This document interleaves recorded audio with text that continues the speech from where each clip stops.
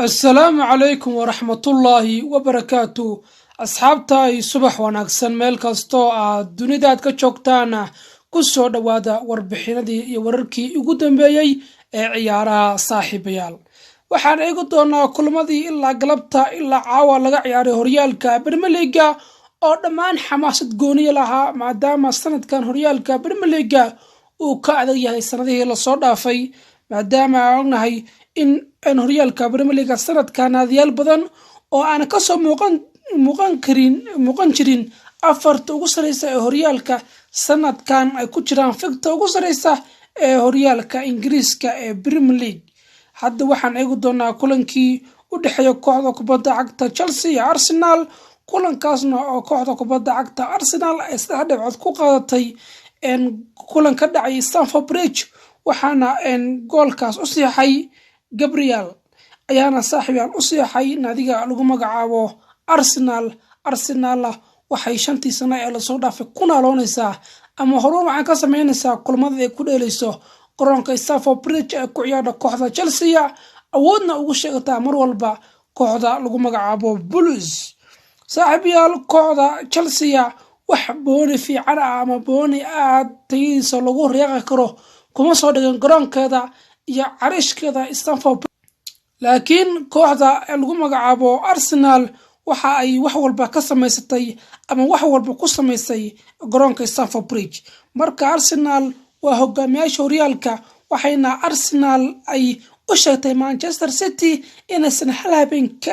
habeen wax ka badan aysan u ogoleen inay hogaanka horyaalka ay haysato kooxda hogaamiyo Pep Guardiola. saaxiibayaal waxay ugu doonaa kulankii u dhaxeeyay Aston Villa iyo Manchester United oo kala dhacay guriga Aston Villa. waxaa moodaa kooxda lagu magacaabo Aston Villa in ay tahay naadi tayo weyn leh maadaama ognahay waxa ay ka sameeyeen ama waxa ay ku sameeyeen Manchester United oo 3-1 ay ku direen garoonkooda. saaxiibayaal caadi ma ahan sanadkan naadiga lagu magacaabo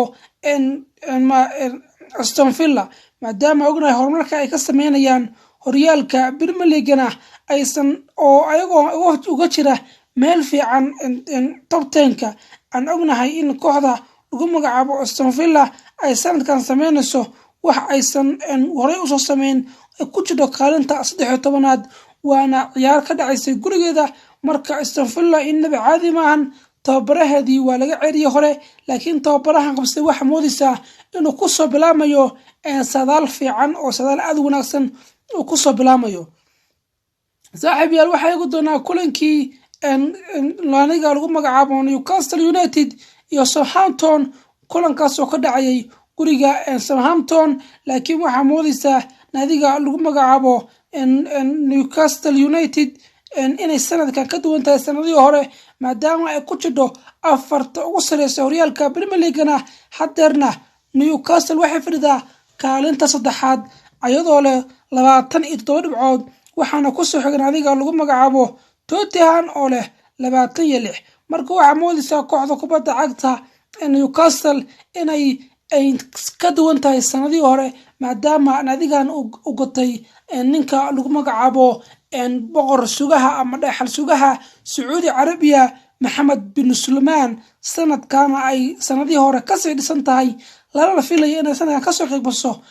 qeybgaso Champions League. marka waxay ka dhigan tahay haddii Newcastle ka soo qeybgaso Champions League in kooxo badan oo horyaalka Premier League ka ciyaara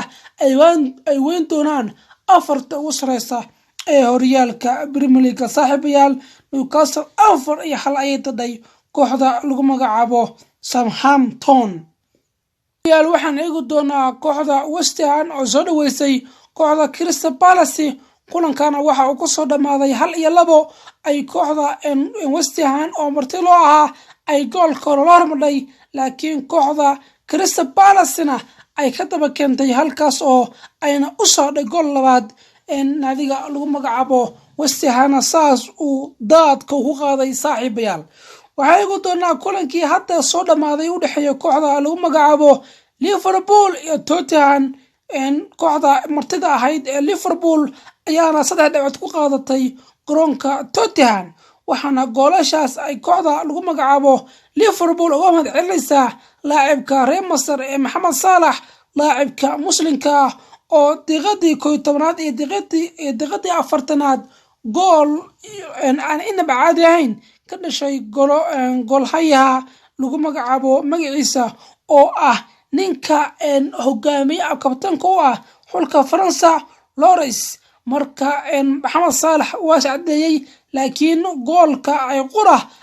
calanka ee dhisay kooxda Tottenham waxa uu dhashay laacibka lagu magacaabo Super Harry Kane kaas oo ka fujiyay daqiiqadii 7aad laakiin wax isbedel lama iman kooxda lagu magacaabo